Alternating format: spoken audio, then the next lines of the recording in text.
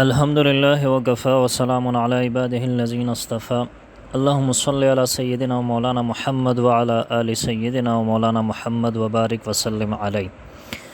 اما بعد، ریاض الصالحین جس کا یہ باب نمبر 12 ہیں، باب الحث علی الازدیاد من الخیر فی اواخر العمر، عمر کے آخری حصے میں کار خیر میں زیادتی کی ترغیب. اور اس کے شروع میں بھی علامہ نووی رحمہ اللہ نے قرآن کریم کی سورہ فاطر کی آیت نمبر 37 ذکر فرمائی ہے. اعوذ باللہ من الشیطان الرجیم، بسم اللہ الرحمن الرحیم. قال اللہ تبارک و تعالی اولم نعمرکم ما یتذکر فیہ من تذکر وجاءکم النذیر. قال ابن عباس والمحققون معناه اولم نعمرکم 60 سنہ ويؤيده الحديث الذي سنذكره إن شاء الله تعالى. وقيل معناه 18 سنة وقيل 40 سنة. قاله الحسن والكلبي ومسروق، ونقل عن ابن عباس رضي الله عنهما أيضا، ونقلوا أن أهل المدينة كانوا إذا بلغ أحدهم 40 سنة تفرغ للعبادة.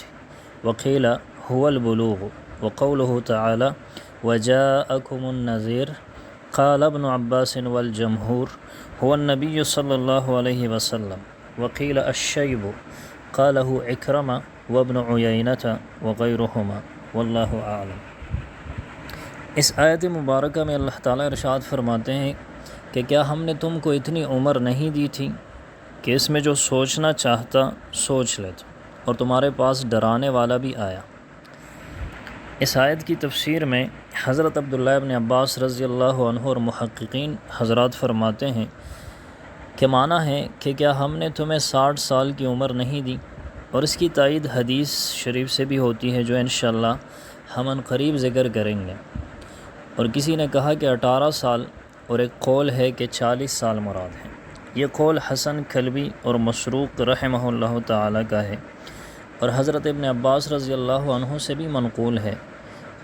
اور یہ بھی منقول ہے کہ اہل مدینہ میں سے کسی کی عمر 40 برس ہو جاتی تو اپنے آپ کو عبادت کے لیے فارغ کر لیتے. اور کسی نے کہا کہ بلوغ کی عمر مراد ہے.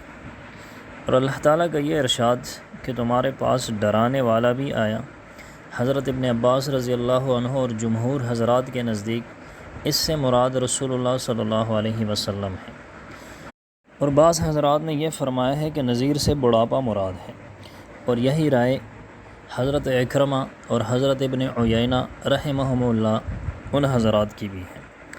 اس آیت کریمہ کے بارے میں حضرت علی رضی اللہ تعالیٰ عنہ سے منقول ہے کہ وہ عمر جس پر اللہ تعالیٰ نے گناہگار بندوں کو عار دلائی 60 سال ہے. اور حضرت ابن عباس رضی اللہ عنہ نے ایک روایت میں 40 اور دوسری میں 60 سال کے متعلق فرمایا ہے کہ یہ وہ عمر ہے جس میں انسان پر اللہ کی حجت تمام ہو جاتی ہے اور انسان کو کسی عذر کی گنجائش نہیں رہتی.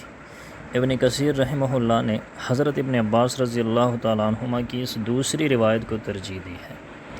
اس کے بعد جو علامہ نووی رحمہ اللہ نے رسول اللہ صلی اللہ علیہ وسلم کی احادیث ذکر فرمائی ہیں، اس میں جو پہلی حدیث ہے اس باب کی اور کتاب کی حدیث نمبر 112 ہے، وہ حضرت ابو ہریرہ رضی اللہ تعالیٰ عنہ سے منقول ہے.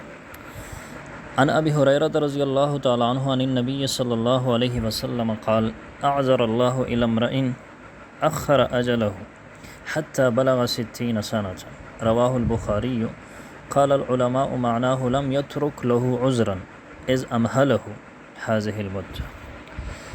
حضرت ابو ہریرہ رضی اللہ تعالیٰ عنہ سے روایت ہے کہ نبی کریم صلی اللہ علیہ وسلم نے ارشاد فرمایا کہ اللہ تعالیٰ نے اس شخص کا عذر پورا کر دیا جس کی اجل مؤخر کر دی، یہاں تک کہ وہ 60 برس کو پہنچ جائیں. اور اس حدیث شریف کو بخاری رحمہ اللہ نے روایت کیا ہے. علماء فرماتے ہیں کہ اس کا معنی ہے کہ جب اللہ نے اس شخص کو اتنی طویل مہلت دے دی تو اب اس کے پاس کوئی عذر باقی نہیں رہا. اس حدیث کی تشریح میں حافظ ابن حجر عسقلانی رحمہ اللہ فتح الباری میں لکھتے ہیں کہ ایسا شخص جس کی عمر 60 سال ہو گئی اس کے لیے کوئی عذر باقی نہیں رہا کہ وہ یہ کہے کہ میں کیا کرتا، مجھے فرصت ہی نہ ملی یا مجھے مہلت ہی نہیں ملی. 60 سال کا عرصہ اتنا ہے کہ اسے قدرت کی نشانیاں دیکھ کر اور زندگی کے نشیب و فراز کا مزہ چکھ کر متنبہ ہو جانا چاہیے تھا، اور سمجھ لینا چاہیے تھا کہ مرنے کے بعد حساب کتاب ہوگا اور اپنے کیے ہوئے اعمال کا جواب دینا ہوگا۔ اسے چاہیے تھا کہ وہ توبہ استغفار کرتا اور حضور حق میں سجدہ ریز ہو کر ہر برائی سے توبہ کر لیتا اور بندگی اور اطاعت کے راستے پر چلتا کہ اس کا انجام بخیر ہوتا۔ غرض اللہ نے ہر طرح اتمام حجت فرمایا ہے اور کسی بندے کے لیے کوئی عذر باقی نہیں چھوڑا ہے۔ اللہ تعالیٰ سے دعا ہے کہ اللہ تعالیٰ ہمیں نیک اعمال کرنے کی توفیق عطا فرمائے، اور اللہ تعالیٰ ہمیں رسول اللہ صلی اللہ علیہ وسلم کی ان احادیث کو سمجھنے کی توفیق عطا فرمائے۔ آمین، توفیق عطا فرمائے۔